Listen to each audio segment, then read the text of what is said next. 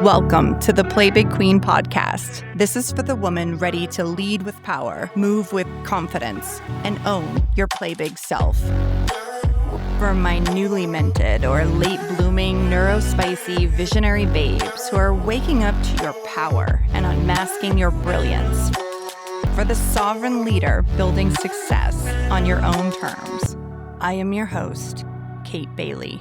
I am the Play Big Queen. My name is my title and a command for all women. Play Big Queen. I invite you to claim this title for yourself and coronate your Play Big self too, so it can serve you. This is a space for bold embodiment, radical reclamation, unapologetic leadership, and a business that works with your wiring, not against it. Your voice is meant to be bold and heard, and your brilliance is here to be claimed. You are already powerful. I am in service of everyone fucking tired of the people-pleasing grind. We go deep, we get real, and we play big. It's a new era for women on the play big path. Long may we reign. Welcome back to the Play Big Queen podcast. Today, I want to explore a question that I have been asked again and again. Is leadership really about taking responsibility for things you didn't do? The short answer is yes. But the longer answer, that is where our real education begins. Because if you are a leader, especially if you are a white leader, especially if you are a white woman in leadership, then this conversation about responsibility, race, and equity is one that you cannot afford to avoid. And I know that there are a lot of white women out there who are just exhausted. We take on a lot of extra labor, and thinking about taking on more labor in the context of fighting racism and systemic inequities just feels exhausting. But I want you to think about the way that leadership shows up in our everyday lives, about how leadership is truly about taking responsibility for shit you didn't even do and then holding people accountable. Volunteers clean up a beach that they didn't litter and then go on to create anti-littering laws. Community leaders repair damage after storms they didn't cause and then change housing construction laws about how houses constructed in flood zones need to be on stilts. CEOs, they apologize for mistakes made long before they join the company, and then they get to work creating policy that benefits all. Religious leaders, they apologize for harms their institutions committed centuries ago and move into repair and redesigning their internal structures. Scholarship funds, they invest in students that they did not birth, and they support communities in getting more resources to raise the bar on education for marginalized communities. That is what leadership is. Leadership is not guilt for what you didn't do. It is not shame, but repair, stewardship, trust building. It's about building trust that you are there to heal and repair and to make sure that this does not happen again. It's about holding a vision for a company or organization until that vision is an actual reality. And the same principle applies to race and equity. Real leaders, seasoned leaders, do not avoid the hard, ugly truths. They go straight into it. They don't ignore history. They rewrite it. And here's the hard truth and real history about America that only real leaders and true Christians will acknowledge and face. America was not just built on discovery. It was built on genocide. From the moment European colonizers arrived, Native Americans were systematically massacred, displaced, and stripped of their land through violence, forced removal, and broken treaties. Something called the Doctrine of Discovery was a series of papal decrees issued by the Catholic Church in the 15th century that gave Christian European nations the right to claim, conquer, and exploit lands that were not ruled by Christians.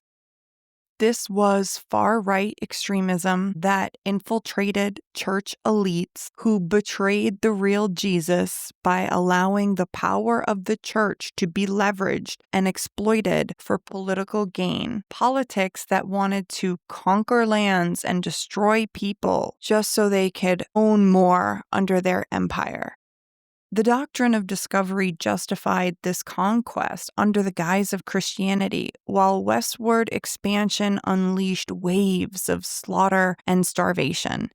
Entire communities were erased through smallpox blankets, scorched earth military campaigns, and the deliberate destruction of food systems that people rely on to survive. And what followed was centuries of erasure through boarding schools and cultural bans and legal dispossession designed to completely destroy indigenous identities. Their culture, their language, their food, their way of life was completely stripped from them. And America did not simply settle the land. Settle is this very nice, whitewashed word that made all of this seem calm. No, this was not calm. They stole it through the attempted annihilation of the people who already lived here. There's an Instagram account at Free Your Mind and Think that spelled it out so clearly in a very simple post. If you are an American or live in the US today, your heritage can only be one of a few things. Your heritage could be either Native American, like you were here before the Europeans got here, enslaved refugee, right? So you were stolen from Africa or someplace and forced to work here to build the new America, or you were an immigrant, like my family, right? That's it. Many of us were descended from immigrants who were probably idealistic and ignorant. And I don't mean ignorant as an insult. I'm not saying immigrants are ignorant. I mean ignorant in the truest sense of the word, lacking knowledge, understanding, or awareness about a particular fact. There were a lot of immigrants who believed a lot of the marketing about the quote-unquote new world. Yes, there were racist immigrants too, but many immigrants to the U.S. arrived without realizing that they were entering a country built on genocide and slavery. By the 19th and early 20th centuries, violence against Native Americans was reframed as manifest destiny, the belief that the new Americans were destined or even divinely ordained to expand westward across the continent, which was not true. It was like the way some Jewish people today frame the genocide in Gaza as noble or inevitable in the name of quote-unquote civilization. Manifest destiny painted conquest as progress. And this isn't to make an excuse, but this is to understand that it was a different time. A lot of these immigrants come from communities that still believe in folklore. Some of them did not have education, and that made them very easily influenced. And by the time immigrants came here, the most visible massacres of Native peoples and the legalized transatlantic slave trade had already taken place, and the horrors of slavery were downplayed in mainstream narratives. There were many immigrants that came chasing promises of freedom and prosperity, and they were hyper-focused on survival, while propaganda and rewritten history concealed the actual truth. Over time, some immigrants and their descendants became complicit by assimilating into whiteness, while others joined the abolitionist and civil rights struggles once they recognized the injustice. And if you are a descendant of white immigrants who didn't fully know what was going on because news traveled slow, there was no social media, and people were not as educated about globalization and manipulative advertising, you get to choose now. You get to know the truth of what lured your family to this country and decide, will you forsake your culture of origin for the development project that was America and just call yourself white, or will you own your roots and the history that comes with it, the good, bad, and the ignorant? Will you pretend you didn't learn better than your ancestors, Or will you step into the civil rights movement your ancestors may have unwittingly landed smack in the middle of when they came here without the full picture? Today, there are many white leaders who did not invent slavery, Jim Crow, redlining, or all the discriminatory policies that continue to humiliate, exclude, and disempower Black, Indigenous, and other communities of color. But those systems and the inequities in them still shape our neighborhoods, our schools, our opportunities, how we socialize with each other, and what we think of each other, and it shapes our daily lives, even if we're not conscious of it. These policies and these racist ideas that are infused into these policies shape the way we interact with each other, whether we're conscious of it or not. And white leaders, we still benefit from them, even if we can't always see how. And if we do the work to dismantle these inequities, it doesn't mean that we are losing our part of the pie. That's a big fear that I see from a lot of people who are scared about having either immigrants work here or having to share resources. But that is a scarcity mentality. That is saying that there is not enough. Real Christians know that, like Jesus said, this is my body, eat from it, and the fishes and the loaves and all the things multiply. Leadership does not work if you are acting from scarcity. You have to move from abundance. You have to know that when we share resources, when one person goes higher, we all go higher together, and the health and success of our communities increases exponentially. So leadership today really means asking, who is missing here? Who is silenced when I speak? Who pays the cost for the empowerment that I am building? Who's not at the table? And also, why was this table even built the way it was? Because a women's empowerment movement that excludes women of color, Indigenous women, 2S LGBTQIA plus women, neurodivergent women, and women with disabilities, that is not empowerment. It is patriarchy in disguise. This always matters, but it matters especially right now because we live in a moment where DEI is under attack. People all the time misunderstand DEI, especially if they're coming from a scarcity mentality, right? They tend to think that, oh, if you got hired because you're Black, you got hired because of the color of your skin.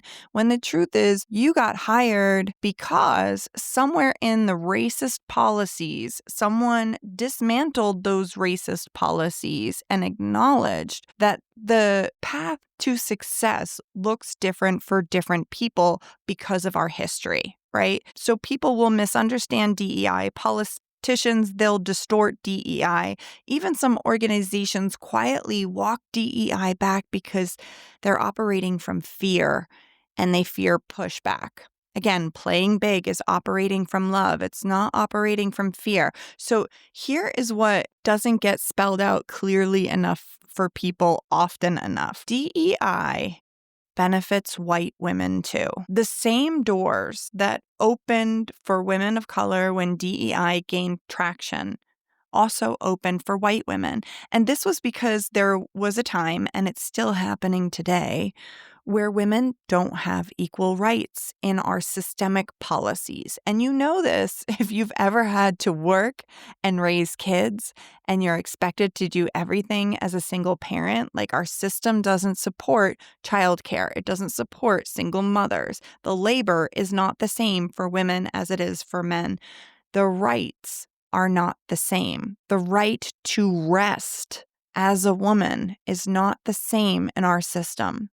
So many white women's careers, many white women leadership positions and paychecks exist today because of DEI initiatives that they might not even realize were working in their favor.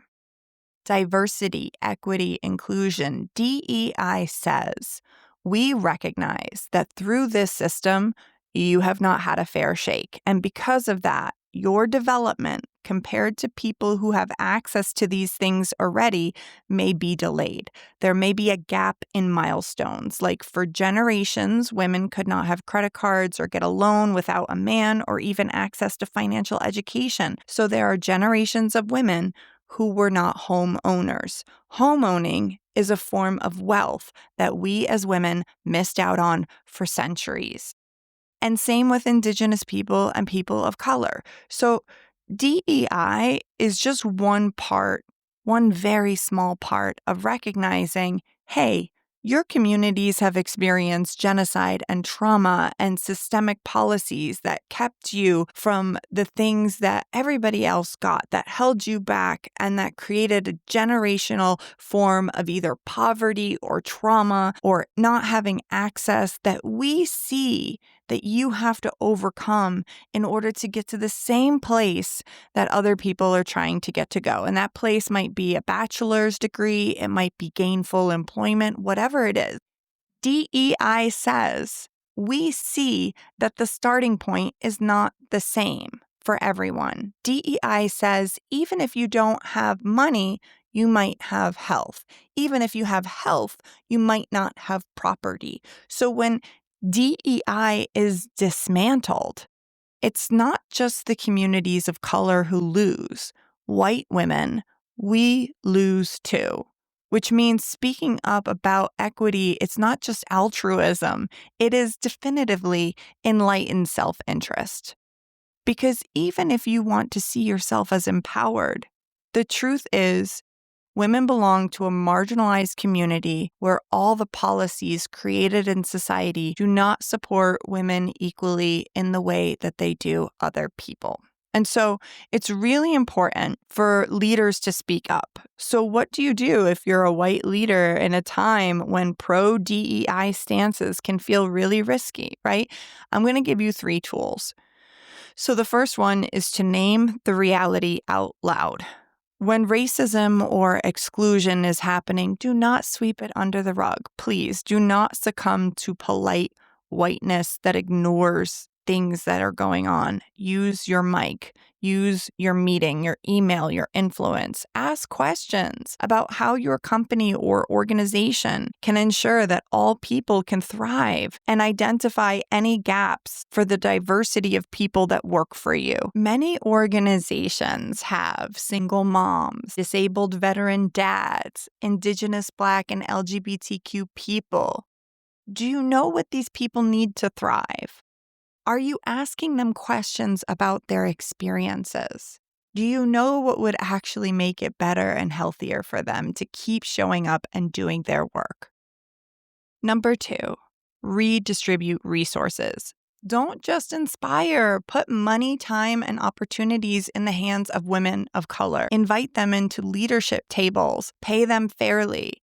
That doesn't mean when you have a Black woman at a leadership table that a white woman can't be there. It just means that you are making sure that everyone is represented in leadership and that you're not creating a leadership of an echo chamber. When you share the distribution of power, when you share the resources, and you have equal representation at the table, this benefits everyone in so many ways. This creates authentic strength in all of the people who are at the table. And then number 3, listen and act on repair. Don't assume that you know what inclusion should look like. Hand over the mic. Ask what repair looks like from their perspective and follow through. Ask your neurodivergent people. Ask your Black people. Ask your LGBTQ people and your single moms. Ask the veterans. Center the voices of the people who are living this and holding different marginalized identities than your own. Ask them what's broken in the system according to their perspective and repair it so it never breaks again. So I want to start to close with this, specifically my white leaders. Taking responsibility for what you did not personally do is not about guilt. It is not about blame. It is about courage. It's about credibility and your ability to actually lead people toward a better and more just reality. This is about healing our communities. It is about building movements where every woman can rise, not just a few. It is about refusing to replicate inequity in the name of empowerment. And it is about letting your love for yourself and your community drive your actions instead of playing small and letting fear and scarcity be in the driver's seat. Because leadership is not just about vision. It is about responsibility, even when taking responsibility for things that are not yours. If this episode landed with you, please share it. Send it to your organization, send it to your church, your women's group, your board. Start the conversation about what leadership and responsibility really mean. Make a workshop out of it. Ask yourselves and each other at the leadership table who is not here. What perspectives and experiences in our organization do we not understand yet? And let's center those voices and listen to them and make changes to our policy so it is more inclusive for everyone so we can all thrive.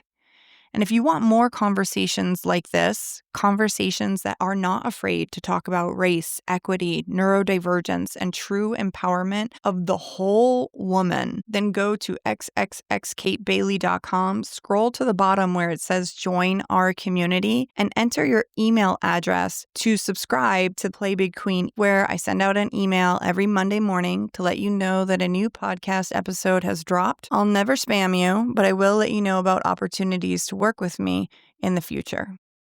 Because this work truly matters, and it starts with you.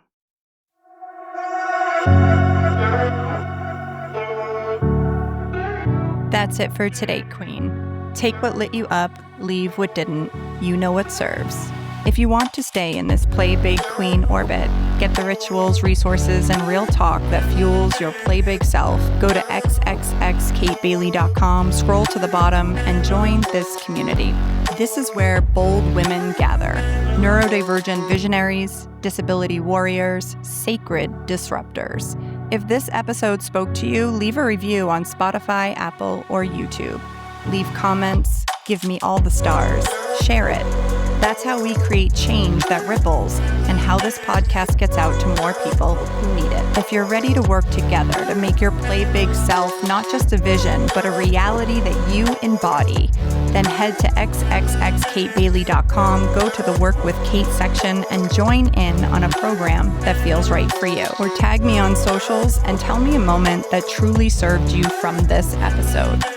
Until next time, remember to honor your own timing, value your own unique way, and most of all, when you come face to face with your boldest desires, trust your brilliance and play big queen.